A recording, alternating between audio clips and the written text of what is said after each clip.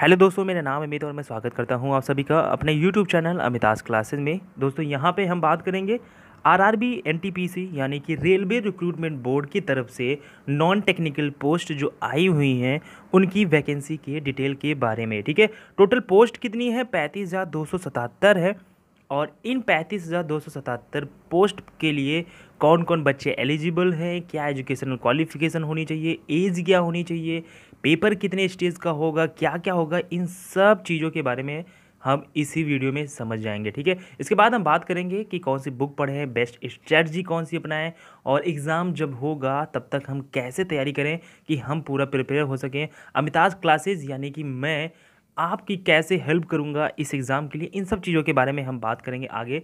लेकिन अभी हम देखेंगे कि क्या ये फॉर्म फिलअप कर सकते हैं। अगर हम फॉर्म फिलअप कर सकते हैं तो कैसे फॉर्म फिलअप करें, कौन सा पोस्ट प्रेफर करें, इन सब चीज़ों के बारे में हम यहाँ पे बात करेंगे। दोस्तों आई होप आपको ये वीडियो देखने के बाद आपके जो फॉर्म फिलअप करने की और जो भी डाउट्स होंगे छोटे मोटे वो सारे क्लियर हो जाएंगे कि सर मेरी एज इतनी है, मैं फॉर्म फिलअप कर सकता हूँ कि नहीं, या फिर मेरी क्वालिफिकेशन ये है, मैं फॉर्म भर सकता हूँ कि नहीं। मतलब सारे डाउट्स आपके हम यहाँ पे क्लियर कर देंगे। ठीक है, तो हमारे साथ बने रहिएगा, वीडियो पूरा देखिएगा अंत तक। अगर अच्छा लगे तो प्लीज़ लाइक जरूर कर दीजिएगा, और दोस्तों अगर नए हैं तो चैनल को सब्सक्राइब करना मत भूलिएगा, क्योंकि अब एनटीपीसी की जो क्लासेज है रेलवे के लिए, ठीक है, ये हम आपको रेगुलर अपडेट देते रहेंगे हर चीज़ के। ठीक है, रीजनिंग और अगर हम बात करें जीए और जीएस की। ठीक है, तो चलिए वीडियो को शुरू करते हैं दोस्तों।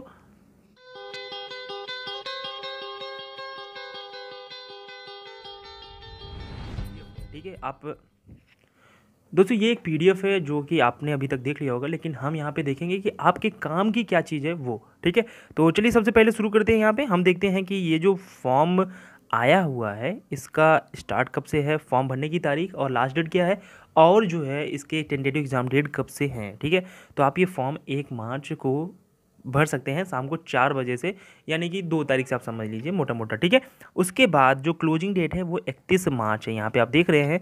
और मैं आपको ये बताना चाहूँगा कि 31 मार्च मत वेट करिएगा, जितनी जल्दी हो सकेगा फॉर्म भर के फुर्सत हो जाइएगा। ठीक है, क्योंकि इतना समय नहीं है आपके पास कि बार बार यही सोचिए कि फॉर्म भरने जाएँ कि ना जाएँ, या फॉर्म भरें कि ना भरें। ठीक है, और देखिए यह फाइनल सबमिशन है 12 अप्रैल तक है फाइनल सबमिशन, यानी कि फ़ीस उस सब फिलअप करने के बाद। लेकिन जो फर्स्ट स्टेज है कंप्यूटर का, सीबीटी कंप्यूटर टेस्ट फर्स्ट जो है स्टेज, वो है जून से लेके सितंबर के बीच में। ठीक है, यानी कि जून से स्टार्ट होगा ये पूरा, क्योंकि काफ़ी बच्चे यहाँ फॉर्म फिलअप करेंगे, तो सरकार को अनुमान है कि ज़्यादा फॉर्म फिलअप होंगे तो काफ़ी दिनों तक ये पेपर चलेगा। तो जून से लेके सितंबर तक ये पूरा पेपर होगा। ठीक है, तो अच्छा खासा समय ले रहा है, और जिनका लास्ट में होगा उनको तो और अच्छी बात है, उनको थोड़ा सा समय मिल जाएगा। लेकिन मैं मान के चलता हूँ कि आपका पेपर जून के पहली तारीख को ही है। ठीक है, तो आपके पास समय कितना है? पूरा मार्च है, पूरा अप्रैल है और पूरा मई है, यानी कि 3 महीने 90 दिन। मैं आपको बताता हूँ 90 दिन आप मान के चलिएगा कि आपके पास है मात्र। ठीक है, चलिए आगे हम यहाँ पे देख लेते हैं। देखिए ये जो वैकेंसीज हैं, जूनियर क्लर्क कम टाइपिस्ट का हो गया, अकाउंट्स का हो गया, जूनियर टाइम कीपर का हो गया, ट्रेन क्लर्क का हो गया, कॉमर्शियल कम टिकट क्लर्क का हो गया, ये सभी 12th पास के लिए हैं। ठीक है, यहाँ पे साफ साफ लिखा है कि अंडर ग्रेजुएट पोस्ट, ठीक है, मिनिमम क्वालिफिकेशन। लेकिन वहीं पे जहाँ ये कुछ वैकेंसीज हैं, जैसे ट्रैफिक असिस्टेंट हो गया, गुड्स गार्ड्स हो गए, सीनियर कॉमर्शियल कम टिकट क्लर्क हो गया, सीनियर क्लर्क कम टाइपिस्ट हो गया, जूनियर अकाउंट असिस्टेंट कम टाइपिस्ट हो गया, सीनियर टाइम कीपर हो गया, एंड कॉमर्शियल अप्रेंटिस हो गया, स्टेशन मास्टर हो गया, इन सब के लिए आपके पास मिनिमम क्वालिफिकेशन ग्रेजुएशन की होनी चाहिए। ठीक है, उसके बाद यहाँ पे देखिए जो सबसे इम्पॉर्टेंट चीज़ है वो ये है दोस्तों कि यहाँ पे देखिए साफ साफ लिखा है कि waiting for final results of prescribed education qualification should not apply. आप इंटर के फाइनल ईयर में हैं और आपकी एज हो चुकी है तो भी आप ये फॉर्म फिलअप नहीं कर सकते। अगर आप ग्रेजुएट में हैं, ठीक है, आपने ग्रेजुएशन फाइनल ईयर में है, लेकिन आप फॉर्म भरना चाहते हैं ये जो ग्रेजुएट लेवल के हैं, तो वो फॉर्म आप नहीं भर सकते। हाँ, आप 12th पास वाले फॉर्म फिलअप कर सकते हैं अगर आपकी एज हो चुकी है तो। ठीक है, चलिए आगे हम यहाँ पे बात कर लेते हैं थोड़ा सा, और वो है ये सब चीज़ें तो आप जानते ही हैं कि बैंड आइटम्स क्या क्या हैं। हाँ, स्टेज ऑफ एग्ज़ाम देखते हैं, सबसे इंपॉर्टेंट है ये। स्टेज ऑफ एग्ज़ाम जो है यहाँ पे देखिए लिखा है there shall be 2 stage computer based test, यानी कि CBT followed by skill test. ठीक है, skill test, computer based aptitude test for station master and traffic assistant, and typing skill test for junior clerk के लिए। ठीक है, ये कुछ पोस्ट है यहाँ पे आप देख सकते हैं बढ़िया से। मेरे कहने का मतलब ये है कि देखिए आपका 2 स्टेज होगा। ठीक है, स्टेज फर्स्ट, स्टेज सेकेंड, उसके बाद टाइपिंग होगा अगर आप टाइपिंग वाली पोस्ट प्रेफर करते हैं तो, या फिर कंप्यूटर बेस्ड टेस्ट होगा एप्टीट्यूड का, वो स्टेशन मास्टर का होगा और ट्रैफिक असिस्टेंट का होगा, और उसके बाद document verification and medical examination, ठीक है। और कुछ और पोस्ट हैं जैसे ये जो है यहाँ पे देखिए साफ साफ लिखा है कि सिर्फ 2 एग्ज़ाम होगा, उसके बाद सीधा डॉक्यूमेंट वेरिफिकेशन, ठीक है। उसके बाद आप यहाँ पे देख सकते हैं कि कॉल लेटर जो होगा वो ईमेल के थ्रू जाएंगे। ये सब तो बहुत छोटी चीज़ है, यहाँ बताने की बात नहीं है। आप यहाँ पे देख सकते हैं कि नॉर्मलाइजेशन ऑफ मार्क्स क्या है, ठीक है। नॉर्मलाइजेशन यहाँ पे होगा, वो एक नियम है इनका, उसके थ्रू है आगे जो आपको मिलेगा। तो यानी कि क्योंकि कई शिफ्ट में पेपर होंगे तो नॉर्मलाइजेशन होना जारी मतलब होना ही होगा। Short listing of various stages, ठीक है, ये बहुत इंपॉर्टेंट है। स्टेज फर्स्ट से कितने गुना बच्चों को बुलाया जाएगा, ठीक है। तो यहाँ पे देखिए RRB wise short listing of candidates for second stage CBT shall be done at the 20 times, ठीक है। यानी कि 20 गुना बच्चे बुलाए जाएंगे स्टेज 2 के लिए। उसके बाद यहाँ पे देखिए यहाँ पे है 8 टाइम्स ऑफ वैकेंसीज, ठीक है। उसके बाद जो आगे होंगे वहाँ पे 8 गुना बच्चे बुलाए जाएंगे, ठीक है। तो आई होप यहाँ पे आपको समझ में आ गया। पहले तो आपका स्टेज फर्स्ट टारगेट होना चाहिए, ठीक है। तो अगर स्टेज फर्स्ट टारगेट है तो वहाँ पे आप समझ लीजिए कि जैसे कि मान लीजिए 35,277 है, 35,000 वैकेंसीज़ हैं और यहाँ पे बुलाया जाता है 20 गुना, तो आप समझ सकते हैं कि 35 गुना 70,000 यानी कि 7 लाख बच्चे पास किए जाएंगे स्टेज सेकेंड के लिए। लेकिन ये जोनल वाइज होगा, ठीक है। चलिए आगे हम यहाँ पे बात करते हैं नेगेटिव मार्किंग की। 1/3 की नेगेटिव मार्किंग यहाँ पे साफ साफ लिखा है, यानी कि अगर 3 क्वेश्चंस आपके गलत होते हैं तो एक सही वो भी चला जाएगा, ठीक है। अच्छा अब देखिए और सब चीज़ें यहाँ पे बहुत सी चीज़ें दी गई हैं, अगर आप ये पीडीएफ देखेंगे तो ये सब ज़्यादा काम की नहीं है। मैं आपको एक चीज़ और बताना चाहूँगा दोस्तों, वो है फ़ोटो को लेकर, ठीक है। फ़ोटो जो है वो लेटेस्ट आप खिंचवा लेना, ठीक है।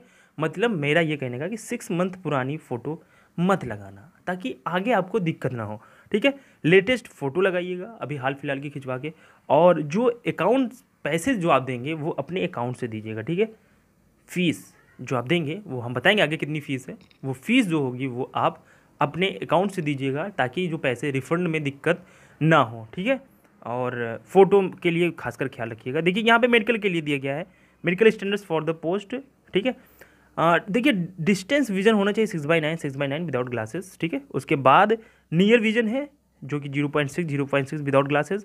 Must pass test of the colour vision, ठीक है। कलर विजन का आपका टेस्ट होगा मेडिकल में, and binocular vision, night vision and myopic vision, ठीक है। तो ये मेडिकल टेस्ट हो गए जो क्योंकि आप रेलवे की जॉब कर रहे हो तो आँखों का सही होना बहुत ज़्यादा ज़रूरी है, और कलर विजन भी सही होना चाहिए, ठीक है। आपको हरा पीला नीला इन सब में थोड़ी सी प्रॉब्लम नहीं होनी चाहिए, काफ़ी लोगों को होती है थोड़ा सा आँखों में अगर जिनकी प्रॉब्लम है तो, ठीक है। देखिए यहाँ पे नेशनलिटी एंड सिटीजनशिप, आप अगर ये वीडियो देख लें तो जाहिर सी बात है कि आप इंडिया से ही होंगे। उसके बाद यहाँ पे हम बात करते हैं एज की। 18 से 30 साल की एज है 12th के लिए, जो 12th पास कैंडिडेट्स वाली पोस्ट है उसके लिए अगर आप 18 से 30 साल के हैं तो आप ये फॉर्म फिलअप कर सकते हैं। लेकिन अगर आप ग्रेजुएट का देखना चाहते हैं, ठीक है, जो ग्रेजुएट वाला है पोस्ट उसके लिए 18 से 33 साल चाहिए। और जो आयु में छूट है ना वो ओबीसी के लिए 3 साल, SC ST के लिए 5 साल, एक्स सर्विस मैन, ये सब चीज़ें आप देख सकते हैं जो वही पुरानी चीज़ें हैं, ठीक है, जैसा सेंट्रल गवर्नमेंट की जो वैकेंसीज में होता है, ठीक है। उसके बाद सभी बच्चों के लिए 500 रुपये फीस जो जनरल कैंडिडेट से आते हैं, ठीक है। उसके बाद जो PWBD हैं, ठीक है, फीमेल हैं, ट्रांसजेंडर हैं, एक्स सर्विसमैन कैंडिडेट्स हैं, SC ST कैंडिडेट्स हैं, माइनॉरिटी कम्युनिटीज़ से आते हैं, और इकोनॉमिकली बैकग्राउंड क्लास, ठीक है। ये जो है इकोनॉमिकली बैकग्राउंड क्लास यहाँ पे उनकी फ़ीस है 250। इकोनॉमिकली में जनरल भी बच्चा आता है, अगर वो मतलब पैसे देने में 500 असमर्थ है तो उसको आय प्रमाण पत्र लगाना पड़ेगा कि सर हमारी जो आय है वो कम है और हम ये फ़ीस में थोड़ा सा कंसेशन चाहते हैं, तो फीस में 250 रुपये लगेगा और बाद में वो भी पूरा रिफ़ंड हो जाएगा, ठीक है। लेकिन अगर आप नहीं हैं, अगर जैसे कि सरकारी नौकरी है घर में या फिर अच्छा खासा पैसा वैसा है, तो वहाँ पे 500 रुपये फ़ीस लगेगी और वो 500 में से 400 रुपये रिफ़ंड होगा, 100 रुपये कट जाएगा, ठीक है। तो देख लीजिएगा आपके अकॉर्डिंग जो होगा वो सूटेबल। बाकी ये तो आप पिछली बार जब फॉर्म फिलअप किए थे तो आपको पता ही हो गया होगा। और बाकी और सी चीज़ें हैं, देखिए सबसे पहले हम आपको बता दें कि स्टेज फर्स्ट, देखिए ये बहुत सी चीज़ें यहाँ पे दी गई हैं जो मतलब ज़रूरी हैं पढ़ना, लेकिन उतना ज़्यादा ज़रूरी नहीं है क्योंकि सभी बच्चों के लिए। हम यहाँ पे बात कर लेते हैं स्टेज फर्स्ट। देखिए 90 मिनट्स होगा, ठीक है, ड्यूरेशन इन मिनट्स 90 मिनट्स होगा, क्वेश्चन कितने होंगे 100, ठीक है। जनरल अवेयरनेस के 40, मैथमेटिक्स के 30 एंड रीजनिंग के 30, ठीक है। यहाँ पे हम फुल सिलेबस की बात करेंगे, एग्जैक्टली प्रीवियस ईयर का पेपर जो था एनटीपीसी का वो क्या था उसके बारे में भी हम आगे बात करेंगे नेक्स्ट वीडियो में, क्योंकि वैसे तो फिर ये बहुत बड़ा वीडियो हो जाएगा। और अगर स्टेज 2 की बात करें तो यहाँ पे भी एग्जाम ड्यूरेशन वही है, लेकिन नंबर ऑफ क्वेश्चंस यहाँ पे थोड़ा सा बढ़ गए हैं। यहाँ पे नंबर ऑफ क्वेश्चंस हो चुके हैं 120। और अगर बात करें जनरल अवेयरनेस की तो 50 क्वेश्चंस है, मैथ के 35 एंड रीजनिंग के 35। और यहाँ पे भी सिलेबस के बारे में हम आपको एक अलग से वीडियो बना देंगे जहाँ पे हम सब चीज़ें बात कर लेंगे, ठीक है। और सबसे बड़ी बात देखिए डॉक्यूमेंट वेरिफिकेशन वगैरह है, ये सब तो आपको समझ में आ ही जाएगा। बाकी आगे जैसे होते चलेंगे एग्ज़ाम हम आपको गाइड करते चलेंगे। यहाँ पे सबसे समझने वाली बात होगी, देखिए यहाँ पे जो CBT फर्स्ट होगा वो ऑलमोस्ट सारी पोस्ट के लिए एक है, ठीक है। यहाँ पे देखिए लेवल इन 7th, यहाँ पे देखिए 2 लेवल के एग्ज़ाम है, ये 3 यहाँ तक नंबर 4 तक, ठीक है। Common for all level 2 post, ठीक है। यहाँ पे CBT 2 जो होगा, ठीक है। Separate for level 3rd post, यहाँ पे जो ये है कॉमर्शियल कम टिकट क्लर्क। उसके बाद यहाँ पे ये देख सकते हैं आप। और स्किल टेस्ट में देखिए टाइपिंग स्किल टेस्ट है, ये भी आप देख लीजिएगा, ठीक है। और दोस्तों मैं आपको एक चीज़ और बता, देखिए जो आपने नॉर्मलाइजेशन का मेथड था वो ये है, ठीक है। और स्कैन डॉक्यूमेंट्स ये सब चीज़ें आप समझ लें। और आपके जो भी डाउट्स हों कि सर जैसे मैं सारी पोस्ट पे अप्लाई कर सकता हूँ, तो आप सारी पोस्ट पे अप्लाई कर सकते हो, बशर्ते जब स्टेज 2 होगा तो काफ़ी दिक्कत होगी, थोड़ा सा मतलब भागदौड़ होगा। आप जोन कौन सा चूज़ करो, ये बहुत बड़ी बात है।